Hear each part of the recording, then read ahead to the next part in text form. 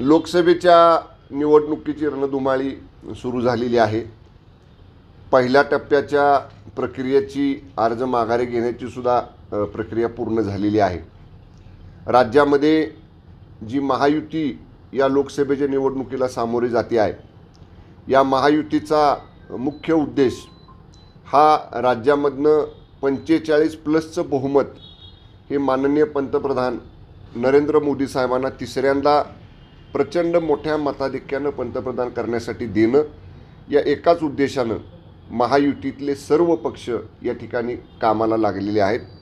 आजच्या पत्रकार परिषदेमध्ये मला एवढंच सांगायचं आहे की काल मुंबईमध्ये माननीय मुख्यमंत्री एकनाथजी शिंदे साहेब, माननीय उपमुख्यमंत्री फडणवीस साहेब, माननीय उपमुख्यमंत्री अजितदादा पवार साहेब यांची आणि त्याचबरोबर त्यांनी माननीय आठवले साहेब असतील, माननीय जानकर साहेब असतील, माननीय कवाडे साहेब असतील, इतर सर्व जे आमचे पक्ष आहेत, माननीय रयत क्रांती संघटनेचे सदाभाऊ खोत असतील, या सर्व घटक पक्षांच्या प्रमुख नेत्यांच्याबरोबर चर्चा करून येणाऱ्या 3 तारखेपासून उमेदवार निश्चित जेवढे झाले आहेत तेवढे झालेत, परंतु जे उमेदवार निश्चित व्हायचा अद्याप बाकी आहे तरीसुद्धा महायुती येणाऱ्या 3 तारखेपासून प्रत्येक विधानसभा मतदारसंघामध्ये राज्यात महायुतीचे संयुक्त मेळावे हे या ठिकाणी सुरू करणार आहे।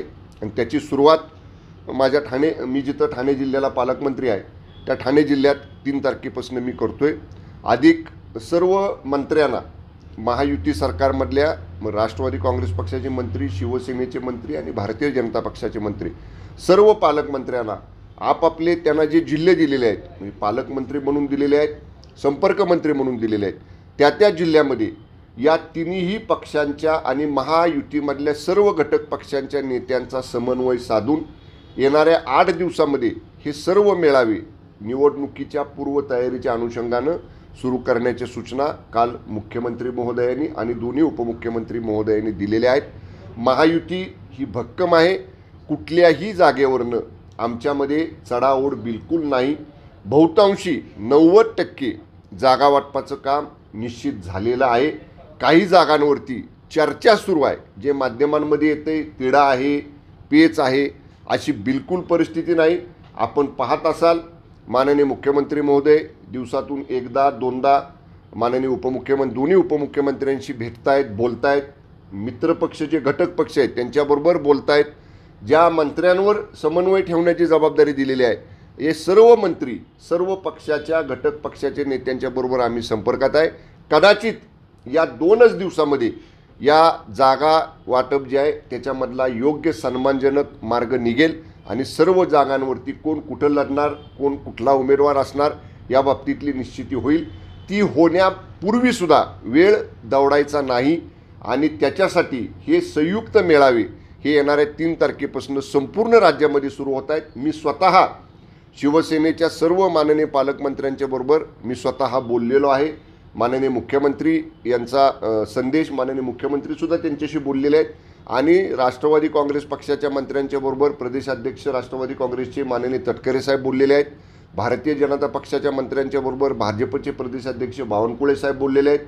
बावनकुळे साहेबांची माझी, तटकरे साहेबांची माझी काल दिवसभरातनं 3-4 वेळा चर्चा झालेली आहे आणि पूर्ण ताकदीनं महायुती ही सर्व घटक पक्षांना बरोबर घेऊन या लोकसभा निवडणुकीच्या तयारीची सुरुवात येणाऱ्या 3 तारखेपासून महाराष्ट्रातल्या प्रत्येक विधानसभा मतदारसंघामध्ये करणार आहे।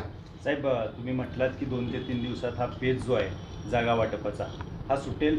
सातारच्या सुद्धा 2 ते 3 दिवसात सगळं जाहीर होईल का उमेदवार महायुतीचा? सातारला निश्चितपणानं महायुतीच्या जागेसंदर्भामध्ये कुठलाही पेच नाही।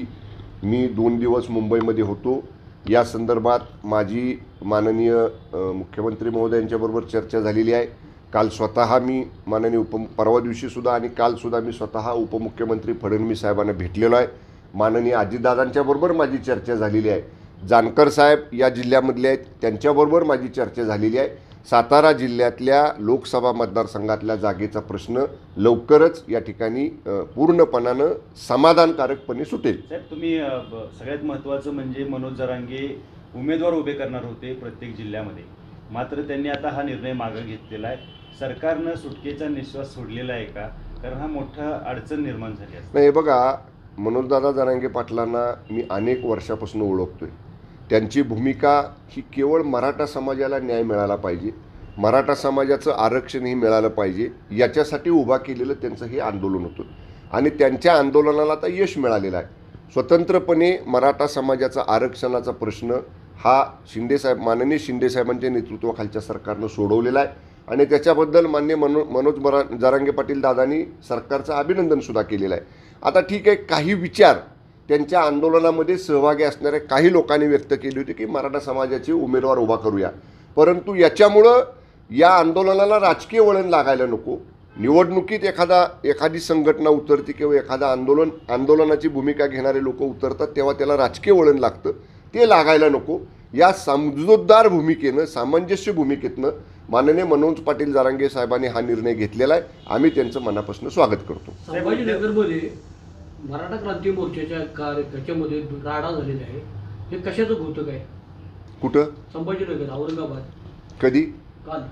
नाही, मला काही याची कल्पना नाही, कारण काल मी दिवसभर बैठकांमध्ये आणि भेटींमध्ये होतो.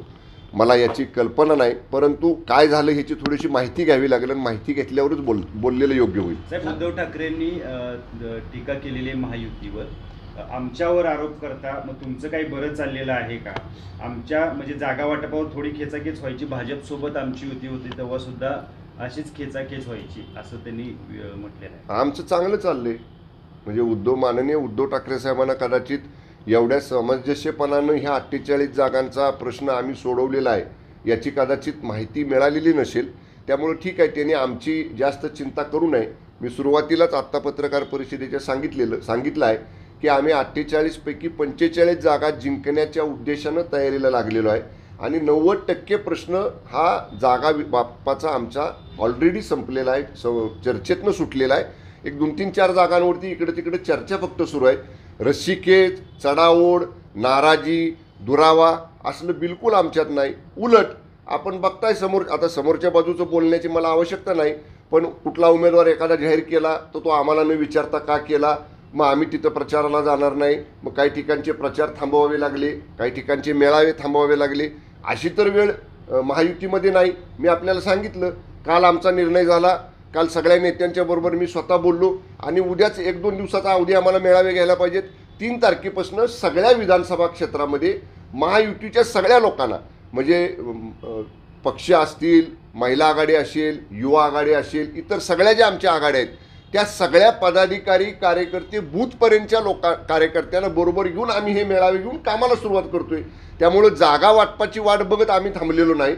आम्ही उमेदवार कोण ठरवायचा तो सृष्टी ठरवतील, आमचे नेते ठरवतील. ज्यांना कोणाला ज्या कोणाच्या चिन्हावरती ती उमेदवारी जाईल त्याच्यापेक्षा महायुती म्हणून आपण लोकांच्यापर्यंत जाऊया, महायुतीचं काम घेऊन लोकांच्या पुढे जाऊया, मोदी साहेबांचं काम घेऊन लोकांच्या पुढे जाऊया, हे घेऊन आम्ही तयारीला लागलेलो आहे. त्यामुळे आमच्यात बिलकुल रसिकेश, दुरावा, आमच्यात रुसवे फुगवे बिलकुल नाहीत. महायुतीच्या लोकसभेला किती जागा येतील महाराष्ट्रात? आम्ही 45चं उद्दिष्ट ठेवून समोर चाललेलो आहे. आता निश्चितपणे मी आपल्याला एवढंच सांगेन की मागच्या वेळी 2019च्या निवडणुकीला जेवढ्या जागा मिळाल्या त्यापेक्षा जादा जागा हे यावेळी 2024च्या लोकसभा निवडणुकीला महायुतीच्या महाराष्ट्रातनं निवडून येतील.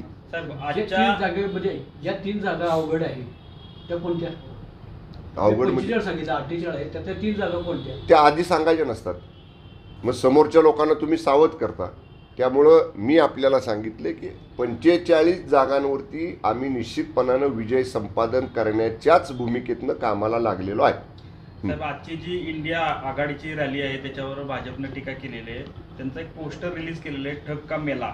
याच्यामध्ये सर्व फोटो विरोधकांचे पाहायला मिळतात, मात्र यामध्ये शरद पवारांचा फोटो पाहायला मिळत नाही. नेमकं काय सांगायचं? मी नाही बघितलं, बघतो ते आणि सांगतो. म्हणजे काय, कोणाचे फोटो टाकलेत, काय केले, आता कोण आहेत समोर आणि कुणी कोणाबद्दलचे फोटो टाकलेत हे जरासं बघावं लागेल.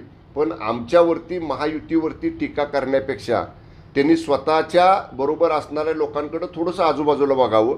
त्यांची काय भूमिका आहे, त्यांची काय पार्श्वभूमी आहे, कोण कोणाबरोबर याच्यापूर्वी होतं याचा थोडासा विचार जे आमच्यावर टीका करतायत त्यांनी स्वतःच्या आजूबाजूला पुढं पाठीमागं वळून बघावं आणि मग आमच्यावर टीका करावी. वंचितच्या भूमिकेचा फटका बसेल महायुतीला? नाही, हे बघा, माननीय बाळासाहेब आंबेडकरांनी सुरुवातीपासून सांगितलं होतं की महाविकास आघाडीमध्ये सन्मानानं जर आम्हाला जागा मिळाल्या तर आम्ही महायुतीमध्ये सहभागी व्हायला तयार आहे. एकाच बैठकीला माननीय बाळासाहेब आंबेडकर साहेबांना बोलवलं आणि तिथंसुद्धा त्यांचं समाधान झालं नाही. आता त्यांनी त्यांची स्वतंत्र भूमिका घेतलेली आहे.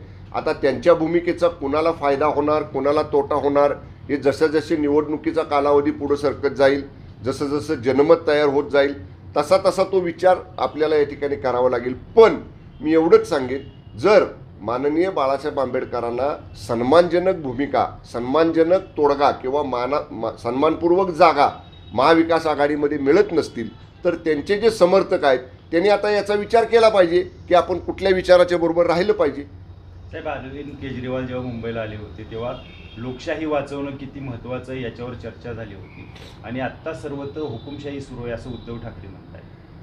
नाही, माननीय उद्धव ठाकरे साहेबांनी अशा पद्धतीनं आरोप करण्यापेक्षा कुठं हुकुमशाही आहे, काय हुकुमशाहीचे परिणाम झाले, काय हुकुमशाही तुम्हाला जाणवली, हे थोडंसं संदर्भाचं बोललं पाहिजे ना. केवळ हुकुमशाही आहे, दादागिरी आहे असं नुसतं हवेत तीर मारण्यापेक्षा नेमकं काय घडतंय. आता बघा, लोकशाही मार्गानं आपण राज्यामध्ये देशामध्ये या ठिकाणी व्यक्ती स्वातंत्र्य दिले, भाषा स्वातंत्र्य दिले. आता ज्याला जे पाहिजे ते बोलतायत. जर हुकुमशाही असती तर माननीय मोदी साहेबांच्यावर तुम्ही एवढ्या पद्धतीनं टीका केली, एवढ्या अर्वाच्य भाषेमध्ये टीका केली, हुकुमशाही असती तर पुढच्या वेळी तुम्हाला बोलता आलं नसतं. लोकशाहीमध्ये, हे लोकशाहीचा देश आहे, तुम्ही जे बोलताय त्याला आम्ही उत्तर देतोय फक्त. जर हुकुमशाही असती तर परत तुम्हाला बोलता सुद्धा आलं नसतं. त्यामुळे बिलकुल हुकुमशाही नाही. राज्यामध्ये, देशामध्ये सगळ्यांना योग्य ठिकाणी योग्य मान सन्मान दिला जातोय.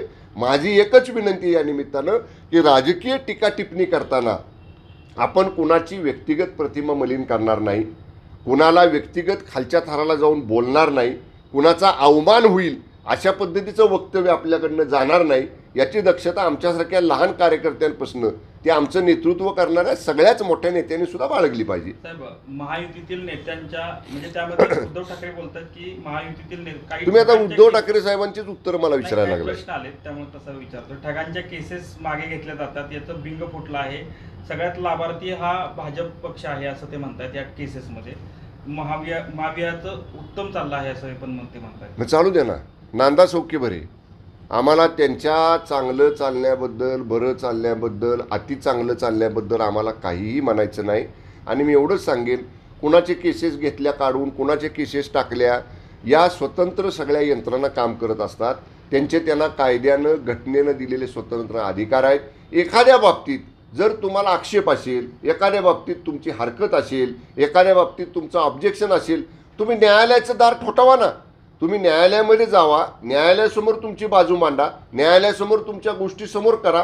न्यायालय, राज्यामध्ये न्याय व्यवस्था आहे, न्यायालय त्याचा योग्य विचार करेल. पण तसं न करता केवळ एकतर्फा टीका करायची आणि ज्या काही समजा ज्यांच्यावरती केसेस झाल्यात, ज्यांच्यावरती काही कारवाई झाल्यात, त्याच्यावर एक प्रकारे पांघरून घालायचा प्रयत्न जर कोणी करत असेल तर देशामध्ये स्वातंत्र्य आहे, देशामध्ये न्याय व्यवस्था आहे, देश घटनेनं कायद्यानं चालणार आहे. सगळ्यांना समान न्याय या देशामध्ये दिला जातो. त्या समान न्याय तत्वानुसारच सर्व कार्यवाही होत असतात. साहेब, प्रतापसिंह नगरमध्ये जी कारवाई केली त्याबद्दल सर्वसामान्य खूप खुश आहेत. परंतु हे एवढ्या मोठ्या प्रमाणात बंगले बांधले हे एका रात्रीत झालेलं नाही. तर ज्या काही संबंधित जग असतील, मग महसूलचं असेल, पोलीस यंत्रणेत असेल, त्यांच्यावर कारवाई होणार का नाही होणार? हा, एक बरं झालं तुम्ही पहिल्यांदा प्रशासनानं केलेल्या चांगल्या कारवाईचं माध्यमांनी कौतुक केलं. याच्याबद्दल माध्यम प्रतिनिधींचं मी मनापासून आभार मानतो. विशेषतः आमचे जिल्हाधिकारी आणि जिल्हा पोलीस अधीक्षक, अतिरिक्त जिल्हा पोलीस अधीक्षक या सगळ्या अधिकाऱ्यांनी अत्यंत धाडसी कारवाई ही सातारच्या प्रतापसिंह नगरमध्ये केलेली आहे. आपण पाहिलं असेल, आचारसंहिता असल्यामुळं मी कुठं कार्यक्रम घेतला नाही, पण सगळा प्रोटोकॉल बाजूला सोडून मी स्वतः पोलीस अधीक्षक कार्यालयामध्ये गेलो. त्या कारवाईमध्ये असणारे SP, ॲडिशनल SP आणि तिथले ठाणे प्रभारी यांचा मी स्वतः ऑफिसमध्ये जाऊन सन्मान केला, त्यांचं अभिनंदन केलं. ही गोष्ट रास्तच आहे की एका रात्रीत हे उभं राहिलेलं नाही, हे अनेक वर्ष अगोदर झालेलं आहे. निश्चितपणे आता आचारसंहिता असल्यामुळं मी काय याच्यामध्ये जास्त भाष्य करत नाही. पण जे कुणी अशा गैरकृत्याला पाठीशी घालणारे याच्या पाठीमागचे असतील त्या सगळ्यांची निश्चितपणे जिल्हा प्रशासनाकडनं चौकशी केली जाईल. साहेब, काल खासदार उदयनराजेंनी शिवेंद्रराजेंच्या घरी जाऊन वाढदिवसाच्या शुभेच्छा दिल्या. दोन्हीही बंधू नेते भाजपचे एकत्र आले. महायुतीसाठी हे सकारात्मक म्हणावं लागेल का? नक्कीच. हे बघा, राजे माननीय खासदार श्रीमंत छत्रपती उदयनराजे साहेब भारतीय जनता पक्षाचे राज्यसभा खासदार आहेत. श्रीमंत शिवेंद्रसिंह राजे भोसले हे महाराष्ट्र विधानसभेचे भारतीय जनता पक्षाचे आमदार आहेत. दोघंही एकाच पक्षामध्ये आहेत. दोघं सख्खे चुलत भाऊ आहेत आणि काही प्रसंगातनं त्यांच्यामध्ये कटुता पाठीमागे निर्माण झाली होती, पण काही झाल्या गेल्या गोष्टी विसरून जायच्या असतात. त्यामुळं त्या भूमिकेतनं दोघं एकत्र आलेले आहेत आणि दोघं एकत्र आल्यामुळं सातारा जिल्ह्यामध्ये या दोघांच्या एकत्र येण्याचा महायुतीला नक्कीच फायदा होईल. जयकुमार ओके. गोरे आणि बस. शंकर गोरे बद्दल काय म्हणाल? काय म्हणायचं, भाऊभाऊ आहेत ते पण, त्याने बी एकत्र यावं. भाऊभाऊ आहेत ते पण, सांगितलं ना तुम्हाला. साहेब, सुप्रिया सुळेंचा प्रश्न आहे, अबकी बार गोळीबार सारखा. बरं, हे येणार का सगळं एवढं विचारता येते? येणार येणार येणार. देवेंद्र फडणवीस ज्यावेळेस गृहमंत्री होतात त्यावेळेस गुन्हेगारी वाढत चालली आहे राज्यातली, असं त्या म्हणतायत, आणि यामध्ये अबकी बार गोळीबार सरकार अशी एक टीका केली आहे. त्यामुळे विरोधी पक्षाचं काम आहे टीका करायचं. माननीय सुप्रियाताईंना मी नम्रतापूर्वक सांगेन, आत्ता 1 महिन्याभरापूर्वी अधिवेशन झालं. त्यांचे राष्ट्रवादी काँग्रेस जी काही माननीय पवारसाहेबांच्या नेतृत्वाखालची आहे, त्यांचे काही आमदार विधानसभेत आहेत. त्यांनी आकडेवारीचं चर्चा त्याच्यावर करायला पाहिजे होती ना, की मागच्या काळात काय गुन्हे होते आणि फडणवीस साहेबांच्या काळात काय गुन्हे आहेत. मी सुद्धा मान्यताईंना सांगेन, 2.5 वर्ष मी गृह विभागाचा राज्यमंत्री होतो. गृह विभागाचं कामकाज मी जवळनं पाहिलेलं आहे. त्यांची काही जरी शंका असेल तर जरूर त्यांनी ती उपस्थित करावी. पण गुन्हेगारीच्या बाबतीत राज्यातल्या आकडेवारीचं त्यांच्या काळात काय होतं आणि आमच्या काळात काय आहे हे आकडेवारीचं समोर आणण्याची आमची तयारी आहे. मी दाव्यानं सांगतो, 1001% सांगतो की पाठीमागच्या काळापेक्षा या काळातलं गुन्हेगारीचं प्रमाण निश्चितपणे आपण कमी केलेलं आहे. ओके, बस की. एक प्रश्न शेवटचा Thank प्रणिती you. शिंदेचा प्रश्न आहे. जेव्हा भाजपला काही मुद्दे राहत नाहीत तेव्हा ते काहीतरी घडवतात. मागील निवडणुकीवेळी पुलवामा घडवले. प्रचारादरम्यान काँग्रेस उमेदवार प्रणिती शिंदे यांनी भाजपवर ही टीका केली आहे. आता मतदान हे कामावर झाले पाहिजे, रामावर नाही. कर्म महत्वाचे आहे, धर्म नाही. धर्म असेल पण इलेक्शन मध्ये नाही. नाही, हा नियमच आहे.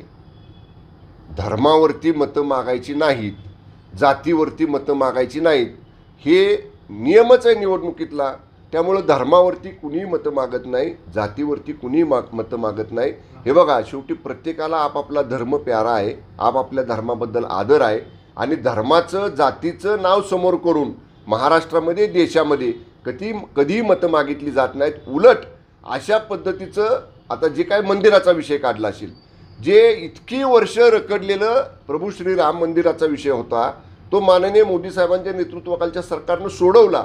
नुसता सोडवला नाही तर तारीख दिली, उद्घाटन केलं, प्रभू श्री रामचंद्रांची प्रतिष्ठापना केली. एवढं मोठं काम देशामध्ये ज्याचं जागतिक स्तरावर कौतुक झालं, त्याचं कौतुक करणं राहिलं बाजूला, त्याच्याबद्दल 2 चांगले शब्द काढायचं राहिलं बाजूला. त्याच्याबद्दल सुद्धा जर असं कोणी काँग्रेसचे उमेदवार टीका करत असतील तर याची कीव करावीशी वाटते. धर्माच्या जातीचा वापर राजकारणामध्ये कधीही कुणी करत नाही.